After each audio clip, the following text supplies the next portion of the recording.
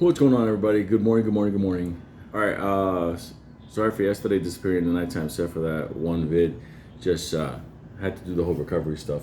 But that being said, let me address one, two, at least two of the things that I was being asked yesterday. So, two things I was being asked, and one thing that popped up last night. So I'll try to scan it all. Okay.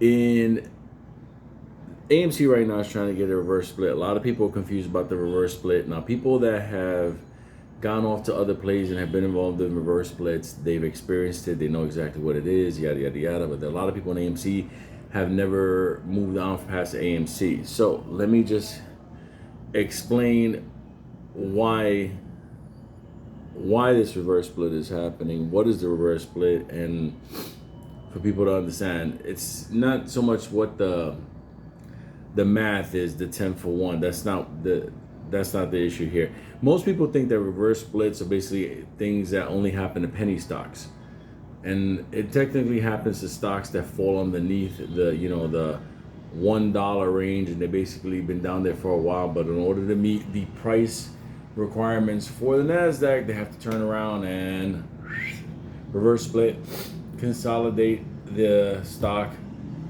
in order to make the price of the stock worth more, so this way they can meet the regs on that. Okay, like what COSM did. In this situation, AMC, that's not the case. What AMC is doing is, it's a messy stock. Okay, we both know that they need shares in order to sell. I'll get to that later.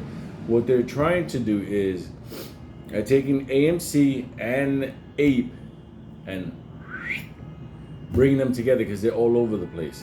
The only way they're going to be able to get more stock to drop is they're going to do a cleanup operation and then obviously drop stock on top of that so they can drop it.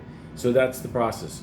You may say, well, why would they do that? It's the value of the stock they're going to drop. I'll give you an example.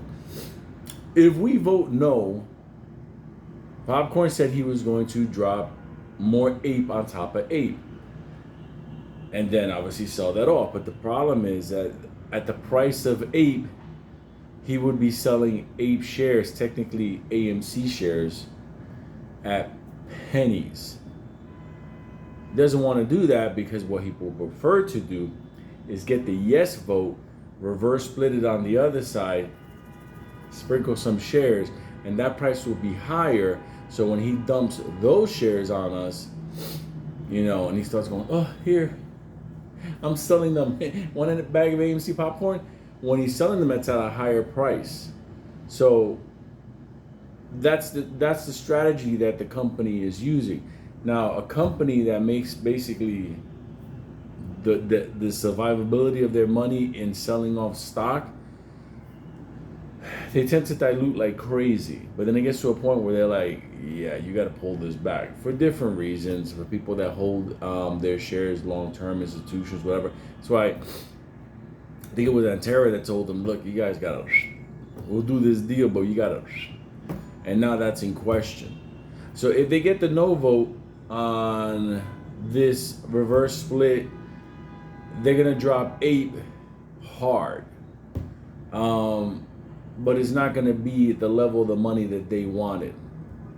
That's why if it's a no vote, I'm going to hold my shares of APE until these new APEs are coming out. Okay? Now, I don't think he's going to drop them considering the vote is still there. But if he gets the vote, the judge's decision, yes, you can go ahead with it. He won't drop the shares because it won't be the same amount of money. There's more money to drop shares once the conversion is done over. So just wanted to tell you, the reverse split is done for penny stocks that are failing to meet the minimums on the NASDAQ requirement. But on the other side of it, when you got a company that's so diluted, that's when you do your reverse split to kind of get control of your overall, share size. I hope that helps and makes sense. I'll talk to you about the other things and what I see with this reverse split now. So if it goes forward. So, stay in love.